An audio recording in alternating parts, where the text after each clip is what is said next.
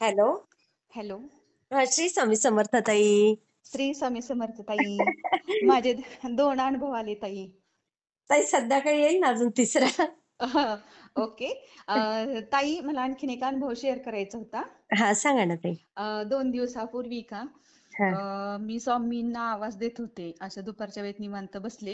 हा थोडस मला माझ्या ना डाव्या साईडला पाठीमागणे आणि पुढच्या साईडला असं कमरेपर्यंत खूप दुखायचं आणि डावा हात पण खूप दुखायचा. हा घाम पण फुटलेला 2 दिवसापूर्वी अगदी. हा आणि मी स्वामींना म्हटलं, स्वामी हे काय होतंय, मला जरा अटॅकचीच लक्षणं दिसतात. मग स्वामींना खूप मोठा आवाज दिला, जागे झाले थोडस.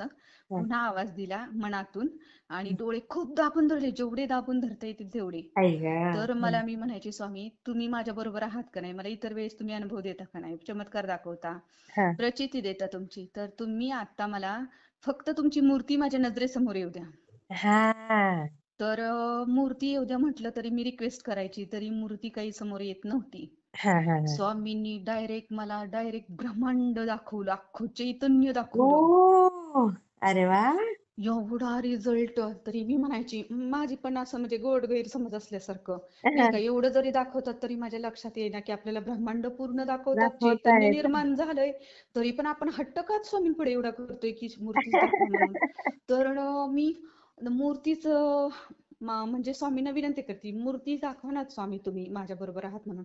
हा तर ताई अक्षरशः हा पूर्ण चैतन्य निर्माण होऊन, चैतन्य म्हणजे काय झालं, हा असा पूर्ण प्रकाश निर्माण झाला आणि चांदण्या जसा चमकतात, किंवा हा. डोक्यामध्ये मुली पहिले बघा आपण छोटे छोटे असताना हो हो चमकी हो हो. टाकायचो, तसं चैतन्य निर्माण झालं.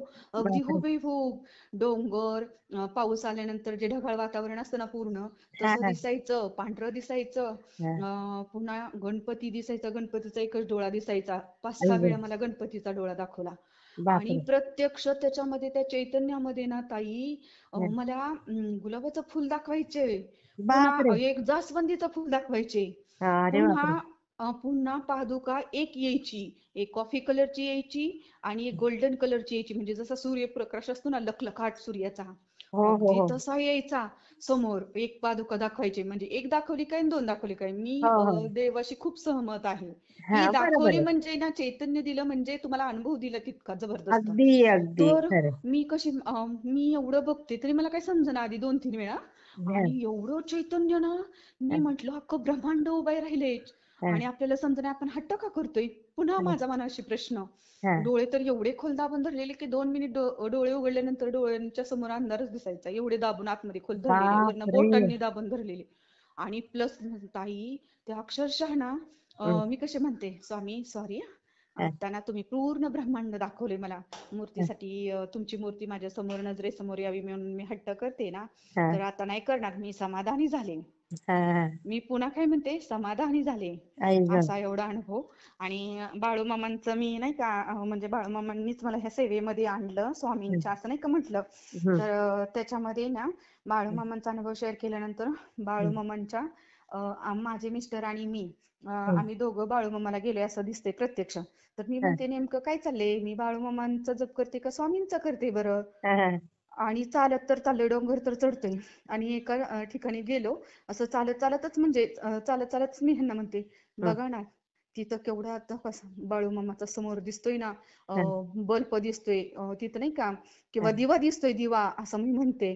तर हा. मी म्हणते, हा मी बाळूमामालाच चालले. म्हणजे बाळूमामांचा अनुभव शेअर केल्यानंतर लगेचच मला हा पण अनुभव दिला, बापरे. एवढा जबरदस्त. म्हणजे मी काय म्हणते, मी समजते काय, बाळूमामा म्हणजेच स्वामी म्हणजेच बाळूमामा. अगदी अगदी हो आणि खरंय. महादेवाचं जे आपण ग्रामदैवताचं उपासना वगैरे जसं कुलस्वामीचं करतो ना, हा अगदी तसंच आहे ना, ते पण महादेवच आहेत असं मला म्हणायचंय. हा हा खरंय. एवढे रिझल्ट ना, आता ते शब्दात वर्णन करता येणार नाही. ब्रह्मांड उभं राहणं म्हणजे जोकच नाही. मी तर म्हणते, मी हो देवापेक्षा खरंय मोठी खरंय. नाही, देव माझ्यापेक्षा श्रेष्ठ आहे, खूप मोठा आहे. आणि बापरे. फक्त एवढं कर्मानेच दिसू शकतं.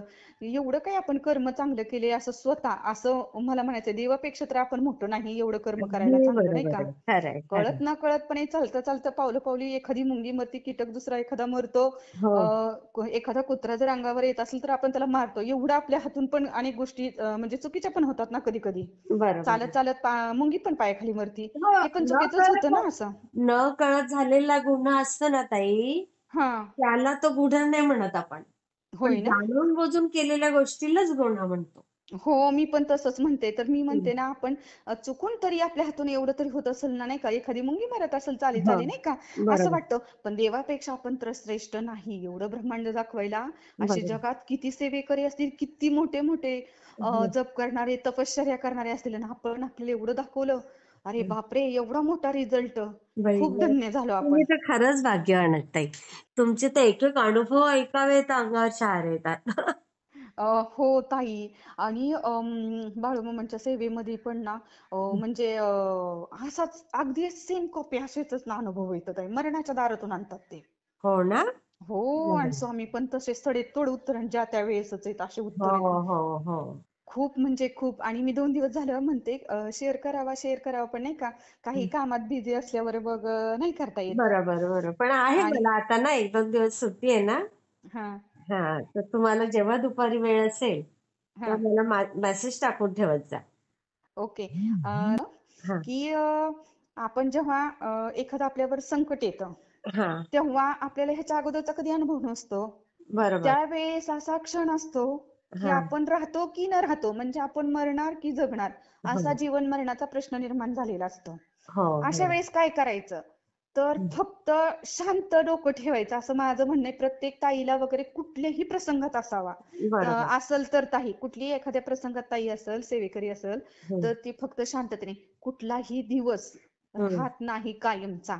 हे सुद्धा बरोबर, मला ना म्हणजे समजायला नाही का वेळ लागतो, किंवा तो प्रसंग तसा असतो त्यावेळेस तो क्षण, तो विचार सुद्धा डोक्यामध्ये येत नाही, की आजचा दिवस उद्या राहणार नाहीये, दिवस बरोबर. पलटणार आहे, सुखाचे हं. असो दुःखाचे असो. फक्त संयम ठेवून, संयम शब्द ऐकला होता, पण बरं. प्रत्यक्ष तो अनुभवला नव्हता कधी. अच्छा. असले अनुभव कडक कडक आणि असले रिझल्ट जबरदस्त ना, छान. शब्दात वर्णन नाही. स्वामींपेक्षा आपण श्रेष्ठ नाही. हे तर आहेच. हो. अगदी, अगदी. मला खूप पर्सनल छान. नंबर पाठवा ना ताई. हो, नक्की पाठवेल ते. हां? हो, कधी? मी तुम्हाला फोनच करेल ना. अ, नाही ताई, मला असं थोडासा वेळ नाही का, हं. थोडंसं ना मुलं वगैरे घरात असतात नाही का, पर्सनल गोष्टी, अशी मुलं पण थोडी बऱ्यापैकी मोठी आहेत ना, मग हं. पर्सनल बोलायचं होतं तर नाही का आत्ता पाठवू शकत. हां, पाठवते ना ते. हां? हो. ओके. मी जरा एक व्हिडिओ अर्जंटमध्ये आधी एडिट करते. तो हम्म. मला आता लगेच पोस्ट करायचा आहे.